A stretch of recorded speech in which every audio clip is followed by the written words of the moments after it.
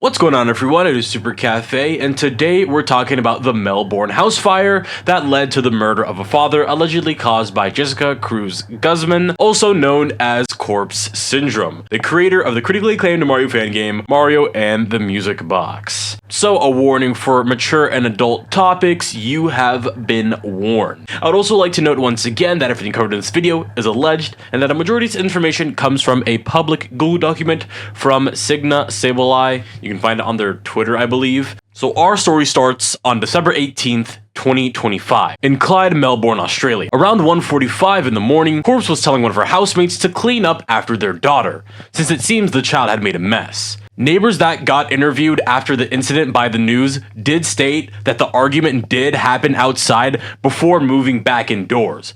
It ended with a ferocious fire.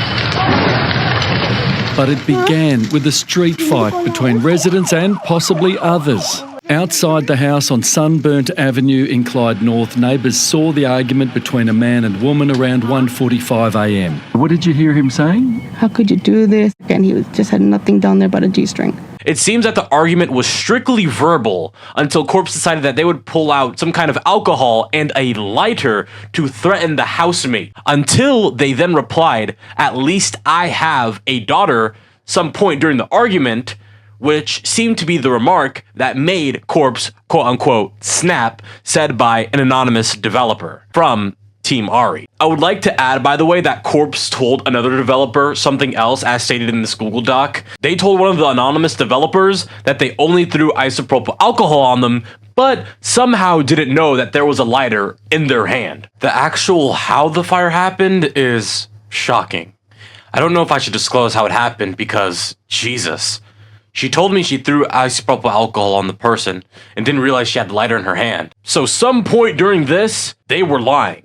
There are a lot of statements in this Google document that don't have any faces behind them. From what this Google document is saying is that they want it to stay hidden and away from the public eye, which honestly, I would want to as well, especially when it comes to legal stuff. Just wanted to let everybody know to take this with a grain of salt, you know? It's always good to have a face behind something. It's always good to see the actual person give a statement when these kinds of things go down, so that's the only reason why I'm saying that. Of course, the entire house ignited on fire, even to the point where the ceiling even caved in, which neighbors did see when it was happening. There were 6 individuals that were in the house when everything was going on.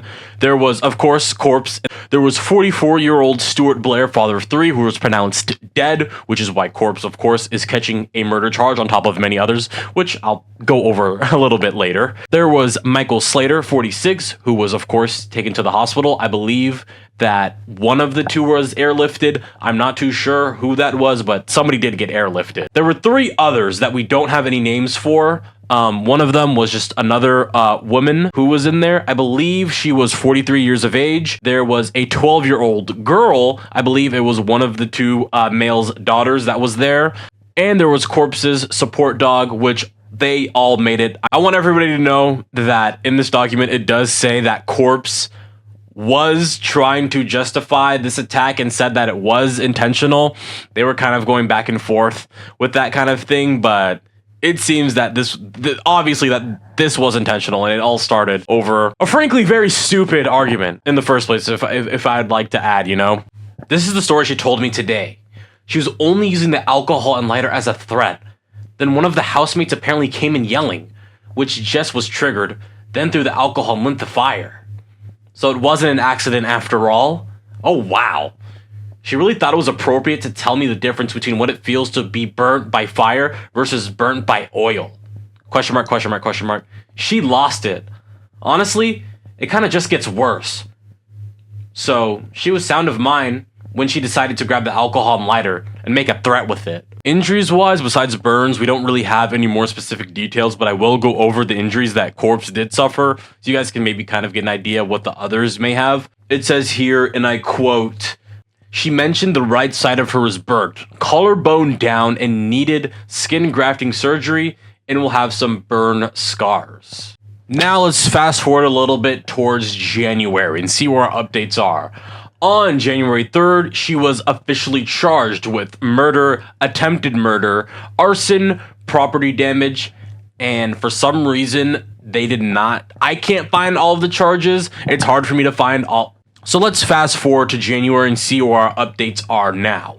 On January 3rd, 2026, there was an update with CorpseSyndrome's charges. More than 2 weeks after the blaze, Jessica Cruz Guzman was charged with 9 offences, including murder and attempted murder, intentionally destroying the share house, and endangering the lives of the 2 others inside at the time. And then on January 5th, 2026, Team Aria released a statement on their Discord server relating to the incident. She was banned, of course, from the server, and ownership of, Team Ari, Mario in the Music Box, was transferred to someone else. So CorpseSyndrome no longer has any involvement, any ties to Team Ari and Mario in the Music Box, as far as I'm aware, besides just being the original creator. I also did some of my own snooping while making this video. There isn't a lot when it comes to finding anything about CorpseSyndrome. Of course, I'm not in the Mario in the Music Box space, so I don't know them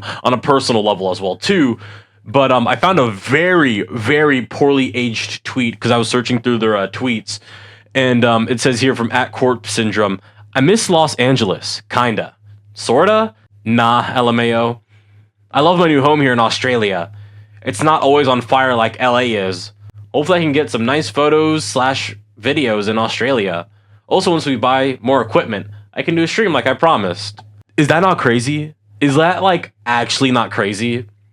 Not on fire in Australia? I know California is known for its house fires, but when it comes to this situation specifically, this is from 2018, guys. All right, I'm not some conspiracy theorist. I don't think they were plotting anything, but the house was also new too, by the way, which was just also another thing that just made it very odd for me and very disturbing. Because in the news videos that I was watching and finding all over the internet, they said that the house that they were all living in was a fairly new house. Apparently, Corpse's ex-partner also spoke with Corpse, of course, via a phone call.